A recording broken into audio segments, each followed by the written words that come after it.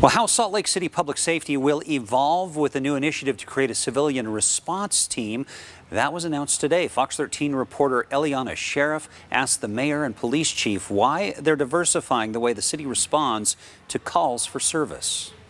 Look, not every call that we go on requires a police officer. Even though crime is down more than 15% year to date in Salt Lake City, our calls for service continue to grow more than we've ever held before. Calls for service only continue to climb and will keep growing with more people. What we're seeing is where we have more and more calls occurring every day and every year. Which is why police are proposing a creative solution. I mean, every call that comes in, we have to answer. So if we can divert some of those calls off to this team, it frees up our officers to work on those, to respond to those emergency calls. The idea is to hire civilians to help handle calls.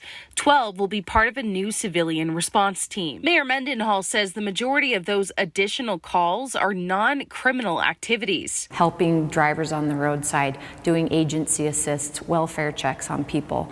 And so as we grow our ways of responding to public safety, we don't necessarily need more police officers all of the time. In October of last year, police started using a telephonic response for calls that don't need an officer to show up, but need a case number. Those calls have been handled either by officers out on injury or doing overtime, and they've handled over 7,500 telephonic calls since just October. Those calls could soon be answered by civilians. There are other cities in the nation who have civilian response teams doing things like directing traffic during a parade or when a sporting event gets out, where right now you would see a patrol officer pulled off of being able to answer calls for patrol just to direct traffic. And these are the kind of activities that we're seeing a lot of success in other parts of the country, and we want to do that here. 20 civilians would be hired in total. 12 would be a part of the civilian response team. The other 10 would fill various roles, including expanding their special victims unit. And Chief Brown says they're looking to have the civilian response team trained and ready to go by March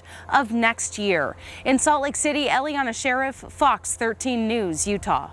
And right now, these budget requests are before the Salt Lake City Council. They have until the middle of June to make those decisions, and then the money would hit the books on July 1st, beginning of the fiscal year.